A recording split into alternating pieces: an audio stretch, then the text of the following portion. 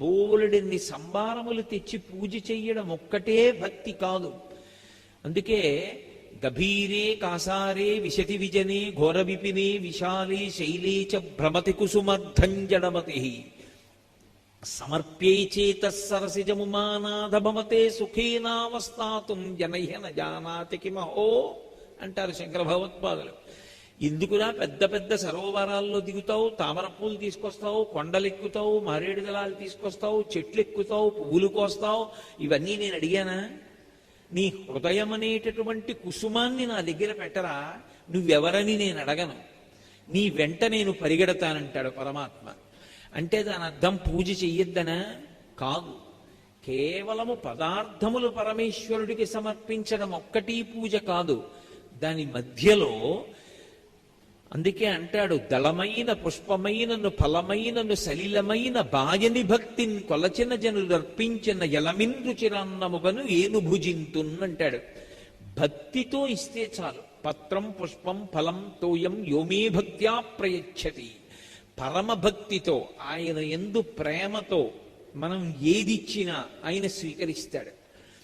ఆయనకి ఇవ్వడానికి ఆయనది కానిది మనదైనది లోకంలో అసలు ఏముంటుంది? ఏం ఉండదు. ఆయనది ఆయనకే ఇవ్వాలి.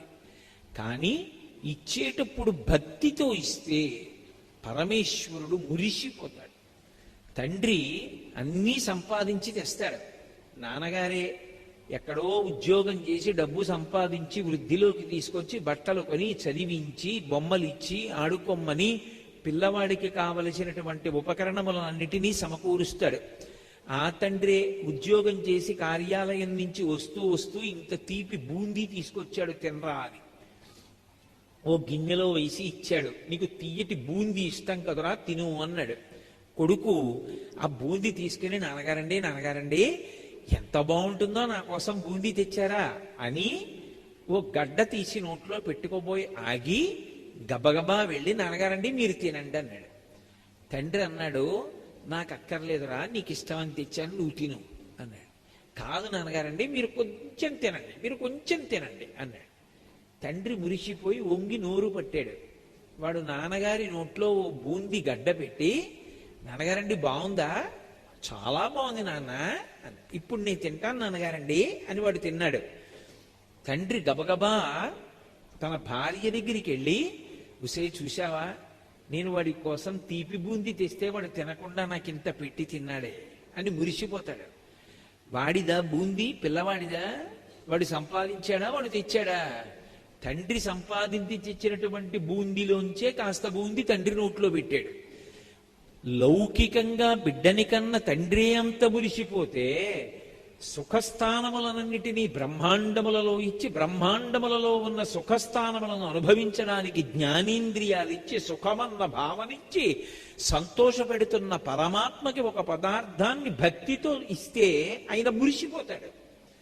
అది భక్తి. ఆ భక్తి లేనప్పుడు ఎంత పదార్థాన్ని ఇస్తే మాత్రం ఆయనకి కావాలి? అందుకే ఏ భక్తుడైనా అడిగింది ఏమిటంటే లోకంలో, అన్నీ నాకు సుఖాలే ఇయ్యి, అన్నీ నా కోరికలే తీర్చు అని అడగలేదు. అసలు పండిపోయినటువంటి స్థితిలో ఎవరైనా ఏ కోరిక కోరారంటే, ఈశ్వర నాకు కావలసింది ఒక్కటే. కుంతీదేవి కూడా శ్రీకృష్ణ పరమాత్మను అడుగుతుంది, యాదవులందు పాండు సుతులందు నాకు మోహ విచ్ఛేదము చేయుమయ్యా, ఘనసింధువు చేరిడి గంగభంగి నీపాద సరోజ చింతనముపై అనిశము మదీయ బుద్ధి అత్యాదర వృత్తితో గదియగనట్లు చేయగదయ్య ఈశ్వర అంటుంది. నదికి దారి చూపించరెవ్వరు, తానే ప్రవహించి ప్రవహించి ప్రవహించి సముద్రంలోకి వెళ్ళిపోతుంది. అలా వెళ్ళిపోయినటువంటి నది ఎలా వెళుతుందో, ఈశ్వర నా యొక్క తలంపులు కూడా ఎప్పుడూ నీకు సంబంధించినవై ఉండాలి, నిన్ను స్మరిస్తూ ఉండాలి. నిన్ను స్మరించడం అంటే మళ్ళీ బాగా గుర్తుపెట్టుకోవాలి, కలిసొచ్చిన నాడు భగవంతుణ్ణి పొగడ్డం, కలిసి రాని నాడు భగవంతుణ్ణి విస్మరించడం కాదు. వాంఛితార్థ ప్రదాయిని ఆవిడ.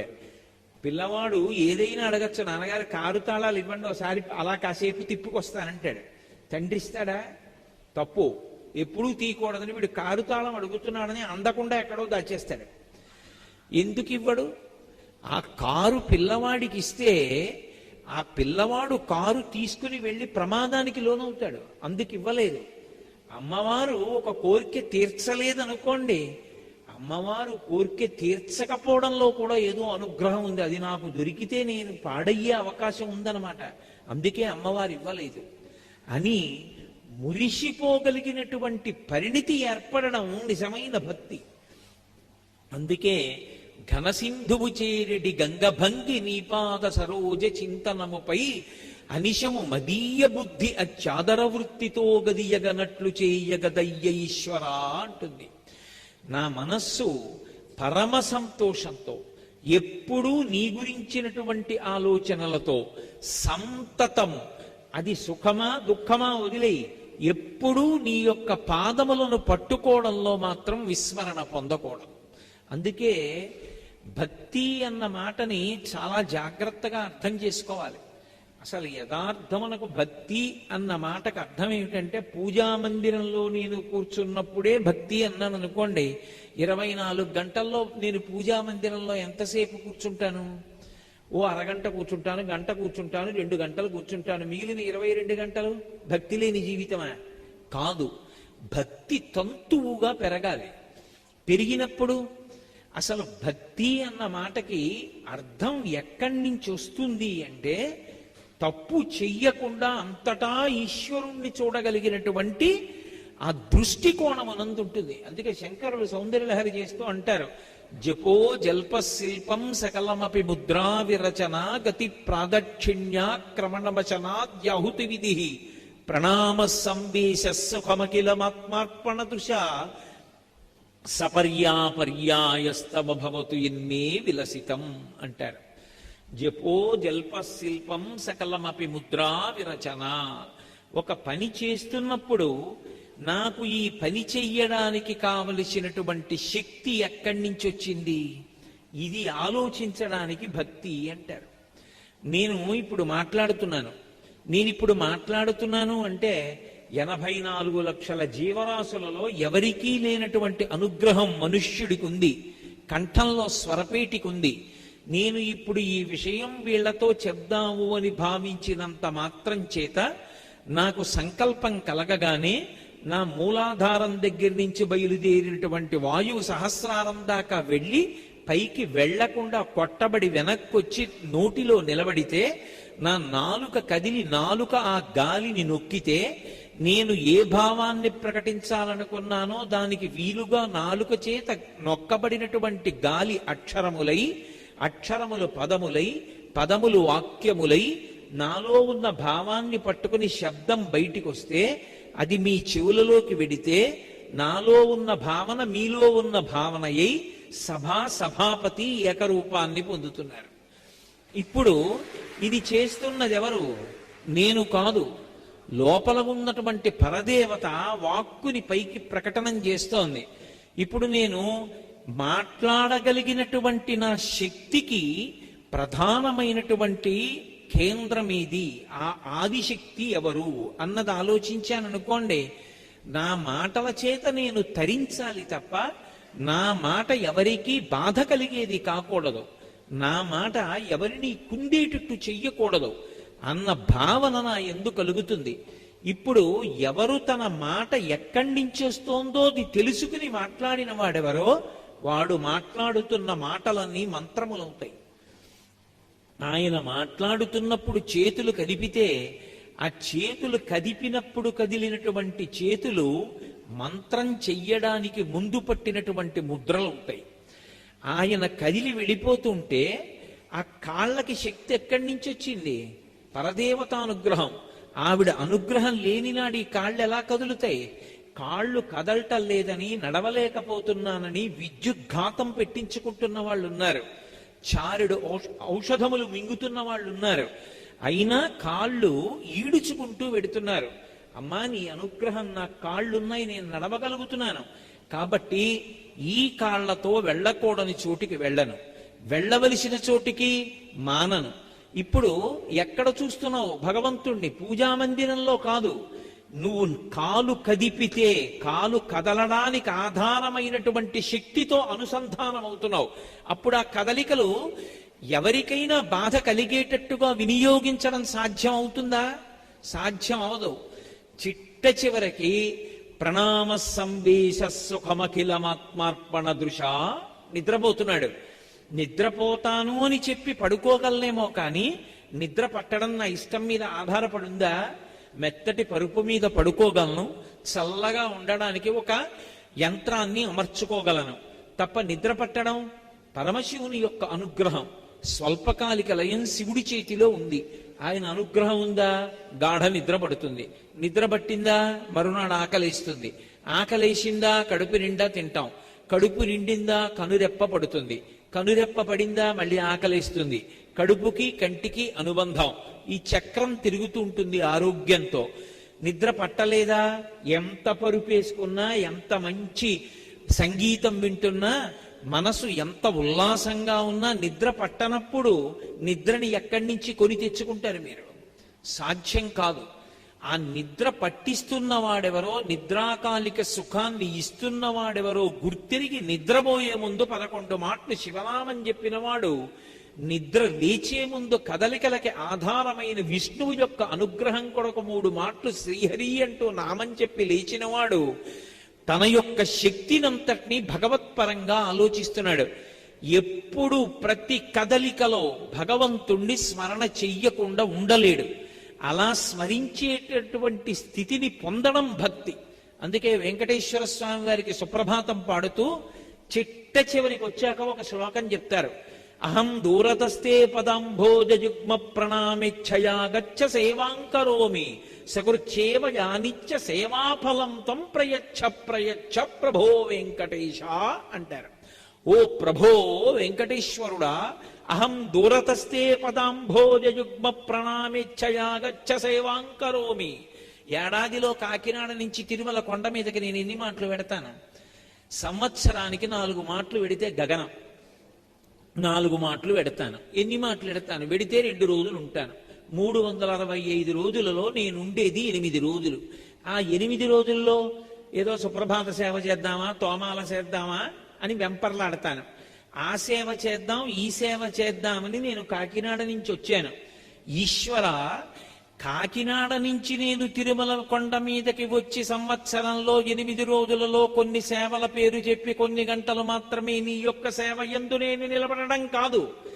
నేను ఎక్కడ ఉన్నా, ఏం చేస్తున్నా అది నీ సేవగా మారేటట్టు నన్ను అనుగ్రహించు. ఎలా మారుతుంది సేవగా? ఎక్కడో నే కాకినాడలో ఉంటే స్వామివారి సేవ ఎలా జరుగుతుంది? అహింస ప్రథమం పుష్పం పుష్పం ఇంద్రియ నిగ్రహ, సర్వభూతదయా పుష్పం క్షమా పుష్పం విశేషత, జ్ఞాన పుష్పం ధ్యాన పుష్పం తప పుష్పం తు సప్తమం, సత్యమష్ట విధం పుష్పం విష్ణోః ప్రీతికరం భవేత్. నేను ఈ 8 గుణములలో ఒక్క గుణాన్నైనా అలవరుచుకోవడం కోసం నిరంతరం పరిశ్రమిస్తే నేను ప్రతిరోజు ప్రతి క్షణం వెంకటేశ్వర స్వామి వారి పాదాలకి అష్టదళ పాదపద్మారాధన చేస్తున్నవాడని. ఏదో ఒక్కరోజు పొద్దున్న వేళన అష్టదళ పాదపద్మారాధన కాదు, నేను బ్రతికున్నన్నాళ్ళు ప్రతి క్షణం స్వామికి అష్టదళ పాదపద్మారాధన చేస్తూనే ఉన్నాను. అలా చెయ్యగలిగిన స్థితి ఎక్కడి నుంచి వస్తుంది అంటే భావన సౌకుమార్యంలో ఉంటుంది. అన్నిటా భగవంతుణ్ణి చూడగలిగినటువంటి తత్వం, తనలోని కదలికలకన్నిటికీ ఆధారమైన వాడెవడో వాణ్ణి గుర్తించగలగాలి. పోతన గారు భాగవతం చేస్తూ ప్రహ్లాదుడి భక్తి గురించి చెప్తారు. పానీయంబులు త్రాగుచున్ కొడుచుచున్ భాషించుచున్ హాసలీలా నిద్రాదులు చేయుచున్ తిరుగుచున్ లక్షించుచున్ సంతత శ్రీనారాయణ పాదపద్మయుగళీ చింతామృతాస్వాగతం ధానుండై మరచన్ చునారిసుతుడే తద్విశ్యమున్ భువరా అన్నారు. ప్రహ్లాదుడు ఈ విశ్వాన్నంతటినీ మరిచిపోయాడు. ఎప్పుడు? ఏదో సమాధిలోకి వెళ్ళిపోయి కాదు. పానీయంబులు త్రాగుచున్ కుడుచుచున్ భాషించుచున్ హాసలీలా నిద్రాదులు చేయుచున్ తిరుగుచున్ లక్షించుచున్. మంచినీళ్లు తాగుతుంటే ఎప్పుడు శ్రీమన్నారాయణుడు గుర్తొచ్చేవాడు, మంచినీళ్లు బిందె గుర్తొచ్చేవు. అదేమిటి? అలా ఎలా సాధ్యం? ఈశ్వర, పంచభూతములను నువ్వు సృష్టించావు. ఈ నీళ్లు నీ సృష్టి. ఈ నీరు కిందకి వెళ్ళాలి అని నియమం పెట్టావు. అగ్ని పైకి లేవాలి అని నియమం పెట్టావు. అగ్ని కిందకి వెళ్ళదు, నీరు పైకెక్కదు. ఈశ్వరా, నువ్వు ఎంతటి కరుణామూర్తివి! కడుపు ఇక్కడ పెట్టకుండా కడుపు ఇక్కడ తలిక్కడ పెడితే కాదనేవాడెవడున్నాడు? కానీ అప్పుడు నాకు దాహం వేస్తే నీరు వెంటనే శరీరంలో పెడితేనే ప్రాణం నిలబడుతుంది. సంజీవనం సమస్తస్య జగత సలిలాత్మిక భవ ఇత్యుచ్యతే మూర్తిర్భవస్య పరమాత్మన అంటారు వ్యాస భగవానుడు లింగపురాణంలో. నీటి రూపంలో ఉండి లోకాన్ని బతికిస్తాడు పరమాత్మ.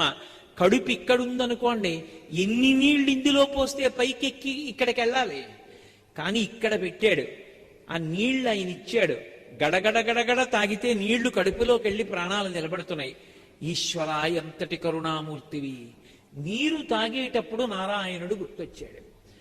బిందె మరిచిపోయాడు, నీళ్లు మర్చిపోయాడు, నారాయణుడు గుర్తొస్తున్నాడు. పానీయంబులు త్రాగుచున్ కుడుచుచున్ తింటుంటే గుర్తొస్తున్నాడు. ఈశ్వర, ఏమి ఓషధీతత్వం! ఒక్క ధాన్యపు గింజ తీసుకెళ్లి భూమిలో వేస్తే ఇంత కంక, ఇన్ని ధాన్యమా? ఆ బియ్యం తీసుకెళ్లి నీటిలో వేసి అగ్ని మీద బాగా పచనం చేస్తే ఒక మెతుకు కూడా, ఒక బియ్యపు గింజ కూడా విడిచిపెట్టకుండా గిన్నెలో ఉన్న ప్రతి బియ్యపు గింజ మెతుకైందా? ఆ మెత్తటి మెతుకులలోకి ఓ కూరగాయ తీసుకొచ్చి ఉడికించుకొని కలుపుకుంటే కొత్త రుచి వచ్చిందా? ఆ రుచి గ్రహించి సంతోషించడానికి నాలుక మీద రసాంకురాలా?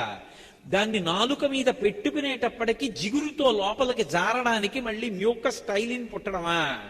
అది లోపలికి జారిపోతే అంత అసహ్యంగా నేను తినేసినటువంటి పదార్థాలన్నింటినీ అమాశయపాకమైపోతే నేనే ఎంతో ప్రీతిగా తిన్నది బయటికి మళ్ళీ వాంతి అయితే నేను తినను.